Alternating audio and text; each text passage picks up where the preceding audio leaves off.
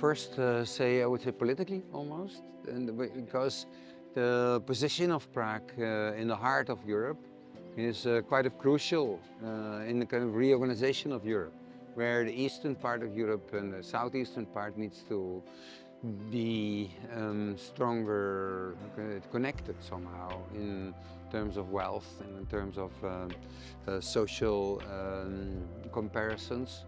So there's a job to do there, and Prague is, one could say, compared to other of the cities in the middle part of Europe, is the most stable, despite you might think. And that is for better and for worse.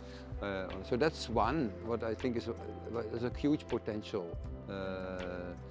The second potential is basically in the younger generation, which I find that's quite energetic. There's not only like skeptical no-sayers, which certain generations in the Czech population celebrate almost. So there's also intentionally to work, to go in for more energy and more like potentials, more future. One, to say, now I follow Harari, everything is temporary. So there's and in the case of Prague, and where is the center, which is only like 10% of the city, is dominated by conservationists, and that is because of its beauty also. Let's not forget that. But it's and then temporary solutions can sometimes help to span that gap. I would add that I also advocate a catalogue of solutions, so that that new camp maybe develops, for instance, in the case of the interpretation of UNESCO protection elements, or also in other elements, you can imagine and fantasize on certain cohabitations. That will help in the Netherlands, especially to see space for innovation and space for new programs within current, say, envelopes. That is one technique that is in the Dutch heritage boards now embedded as a kind of toolbox of mitigate in needed processes, from water management processes to infrastructure processes. So let's not forget that it's not only architecture that touches this subject.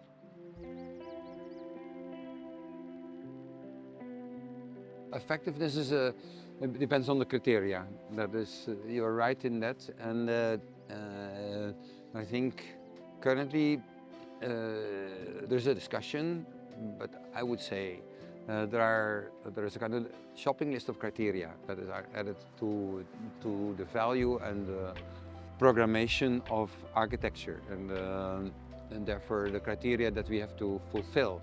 And there is a social aspect to start with that, where cheaper buildings sometimes are needed to facilitate rents in it.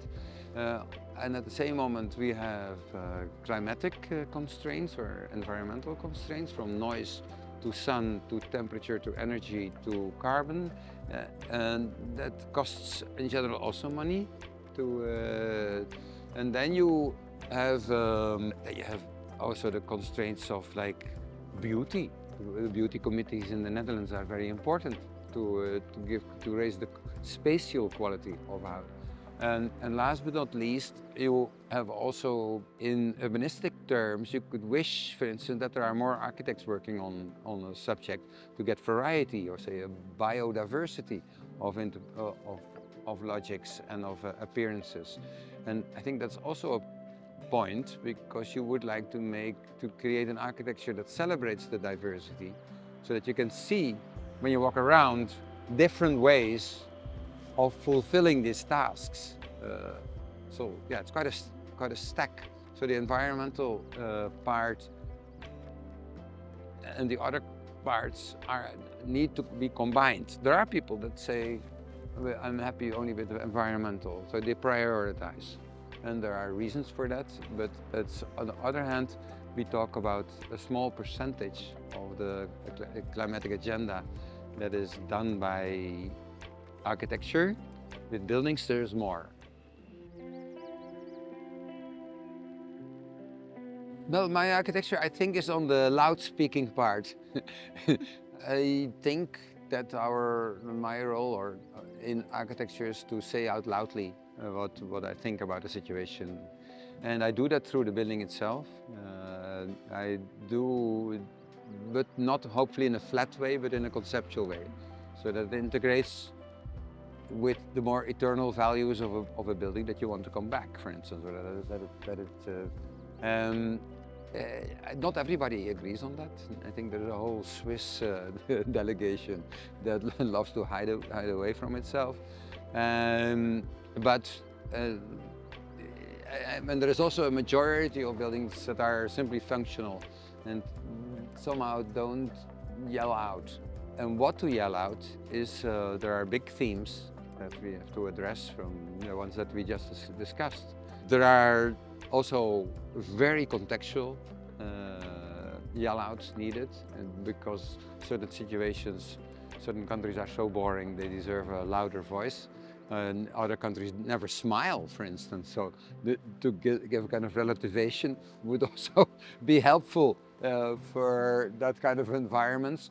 I find the contextual component super important also, because you make your buildings for the visitors that are there, and they come from there mainly. And then it can range from a wake-up call to a gentle message, and even you can speak out gentleness also loudly.